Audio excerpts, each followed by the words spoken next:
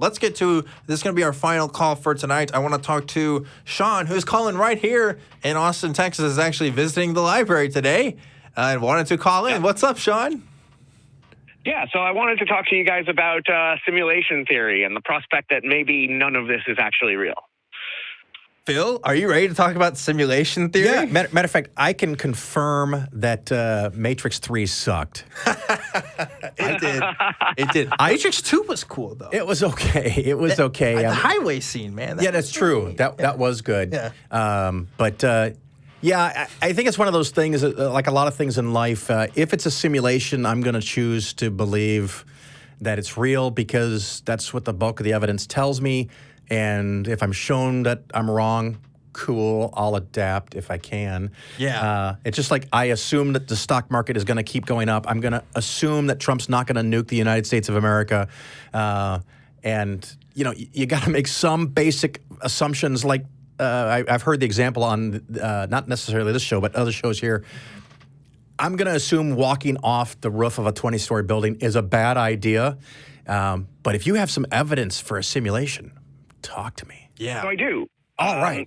So I would like to deploy the Bostrom argument and even Elon Musk's take on it. It's funny that we're covering Elon Musk again. Well, you're going to get out of my knowledge space really quick because I don't know what either of those words mean. I've heard of this before, and I know of Elon Musk's take. I've seen it, so I'm interested. So let's see what we can do with this. Yeah, so the Bostrom argument is essentially three parts. Either A, it's very similar to the Great Filter argument that no post-human race will ever reach the level of technology where they would create a simulation that is realistic enough to present all of the experiences that we have in our life. Mm-hmm. So that's one precept. Yes. The other is this an argument against the simulation? This is an argument No. that we definitely are in a simulation. So this is how the argument starts. Yeah. That I think it's how it ends. Either this is true, and I'll push against that later. Yeah. Or the other is true, which is that maybe post-human civilization could actually reach that level of technology where they could create realistic enough simulations that the people Phil's inside the face here is simulation cracking believe me that up. they are real. I'm sorry, Sean. You're doing an excellent job of explaining things. So I have a question, and I love to do this as a discussion tactic. Let's assume for a minute we are in a simulation, and you've just convinced me. Now what? Yeah, well, so then that's fast forwarding to the end of the right. I want to because I'm not real keen on philosophical arguments, and I don't know this topic, so I can't really intelligently dissect it. So let's just say you win. You convinced me we're in a simulation. What do I, as a human, now do different, or as a believed to be human? What do I now do differently? So, in a sense, that sort of feeds into the simulation argument because it would be immaterial to you whether or not you were in a simulation. Okay, so if it doesn't matter one way or the other... Well, yeah, so I mean, when I have this conversation with my father, we both reached the same conclusion, which is even if this is a simulation, it's real enough for us. Yeah, I can work with that. So I agree with you then, Sean. Okay, sweet. Well, Sean, I do want you to kind of finish your explanation real quick, and then I want to give my response. So, okay. So the first part of the argument is that Great Filter, that technology will never exist. The second part of the argument is if a culture was able to make these simulations, there would be some moral or philosophical reason why they would choose not to do it or have no interest in doing it.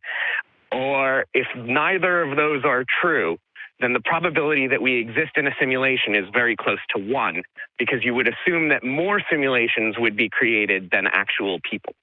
Yep. Than base realities. Mm-hmm. And there's another part too, right? So that's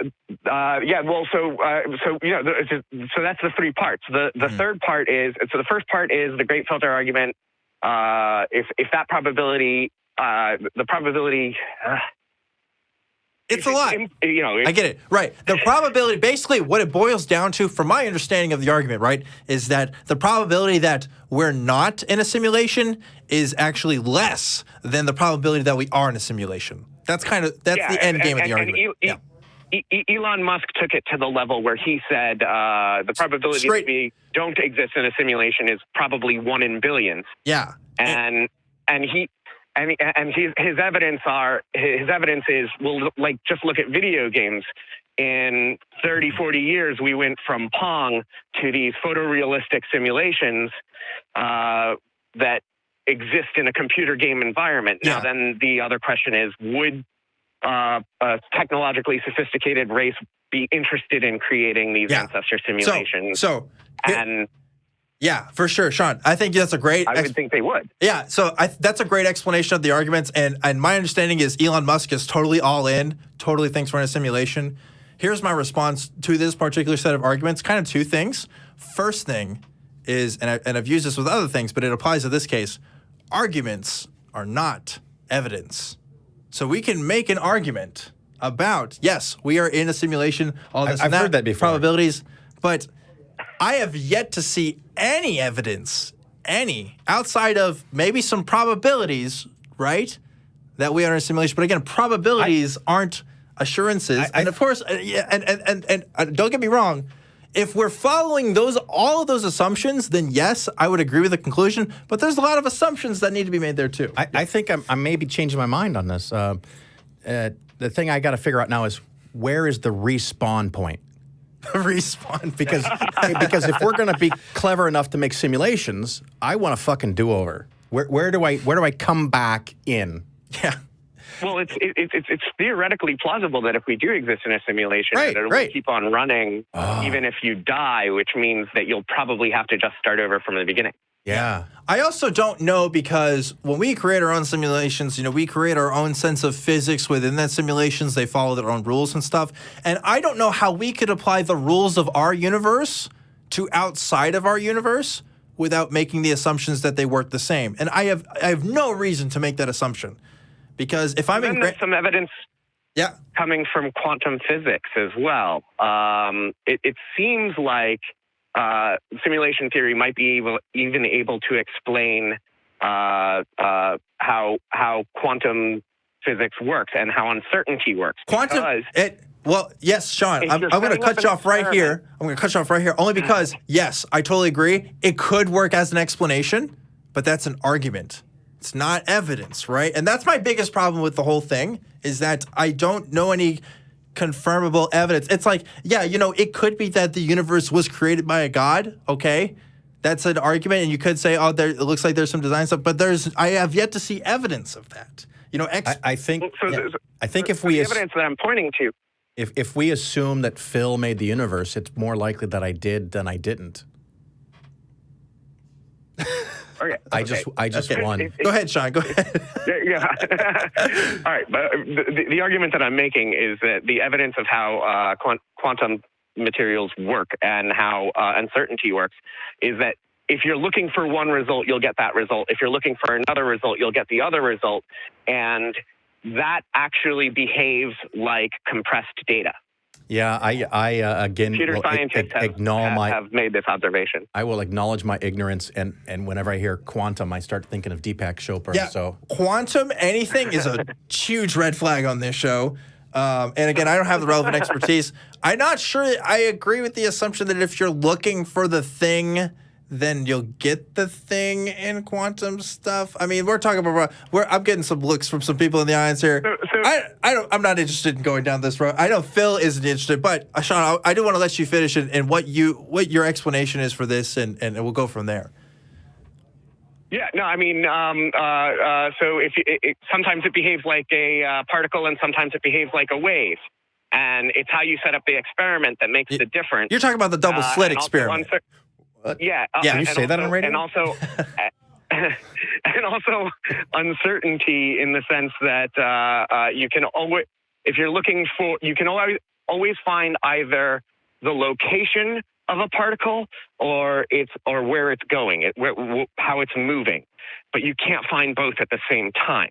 Okay. And that behaves like compressed data. Computer scientists. Okay, but again, so it behaves like compressed data. Like maybe we can only measure one at a time because of our limitations. Yeah, what I'm saying here is this is an argument from kind of an analogy. You know, like, because this analogy is this thing, this must be true. And it's hard for me to follow from something like that. Again, I'm getting some more looks from the audience. People don't like it when we talk about quantum stuff on here, apparently. But, you know, among other things, I'll say this much. If you spawn something right in front of me, like Phil's saying, then yeah, I'll believe we're in a simulation. But otherwise, if things are working the way that they are, I don't know. At this point, I don't have a reason to believe in a simulation thing. But I'm glad that you're exploring. The other argument is the other point to make is that the whole Bostrom argument is logically sound. Yeah, I'm not even ready to go there. At least I'm not high enough to go there. Yeah, logically sound doesn't. That's true too, right? I think it sounds like a fun topic for you and your dad to talk about. Soundness and trueness are not always the same thing. But if the end result is that you do nothing different, I really lose a whole lot of interest. But it sounds like fun. For someone else. I mean, you know, if we were simulated and someone exposed us to the idea of simulation theory, it would probably be important to the simulation for everyone to reject it. Maybe. It could be. It might be important to the simulation for everyone to accept it. So let me ask you this, Sean, and I want this maybe to be the final question before we kind of go out here. You know, I'm hearing some explanations for some observations that we're making that you believe point to simulation theory. But what kind of evidence do you think would someone like me or Phil require in order to believe, like, go full in that, yes, we're on a simulation? Or do you think that evidence even exists? Well, I mean, I did point to some evidence that, you know, like simulation. I think you pointed to some weird stuff in quantum physics. I don't think you pointed necessarily that we're in a simulation. All right. So because we don't really know the nature of the simulation, it would be really difficult to say anything concrete. Yes. And so why would we assume that because we're observing some things in quantum physics that act like compressed data, that we know that this is like a simulation thing? Why would we assume that? Yeah, because again, because it has explanatory power. But if we're saying that we wouldn't even know how the simulation works, or we can't even make any predictions about it or anything, his ways are greater than ours. I don't know. Maybe I'm making sense here. Maybe I'm not, Sean. But yeah, I'll say this. I think you've made a valiant effort on this show. Phil in particular is not interested. Maybe if we had some other people who are more interested in the philosophy and more expertise in quantum physics, we can have a better conversation. Thanks, Sean. That was good fun. And for fun, I did see a UFO once, actually. I have as well. I didn't know what it was. Yeah, I definitely don't know what it was, but it was a sighting that a lot of people saw. And I was driving down Interstate 287 on the border of New York and New Jersey, and there was a triangle that its lights were going off and on in sequence. And a few years later, I Googled it, and this was a sighting that a lot of people had seen, and they said that it was a prank caused by small airplane pilots flying in formation, turning off and on their landing lights. But that's not what I saw. Yeah, it was clearly swamp gas. Swamp gas? It could be. Could be Phil's gas. They always tell you swamp gas. The answers are out there, I'm telling you. Yeah, quartz. Yeah. Well, yeah, I mean, it's an unidentified flying object in that I don't know what it was. Yeah. Thanks, Sean. Anyway, Sean, thanks for calling in. I wish you well in the simulation. I hope you get an extra life in there. Yeah. I hope I respawn, man. That sounds good. Maybe I don't want to respawn. I don't know. Depends on how it works exactly. Yeah, I don't know what it's going to be like a few years from now. But anyway, I hope it doesn't seem like it wasn't a cop out there. I hope we explored it to I was trying to cop out, actually. Well, there's. I think a different guest might be better for a conversation like that. Yeah, I kind of consider arguments often to be verbal masturbation, so it's not really my thing. Yeah, and quantum stuff, especially if you don't know exactly what you're talking about, can be really, really hard to follow. I exactly don't know what I'm talking about. Yeah. Well,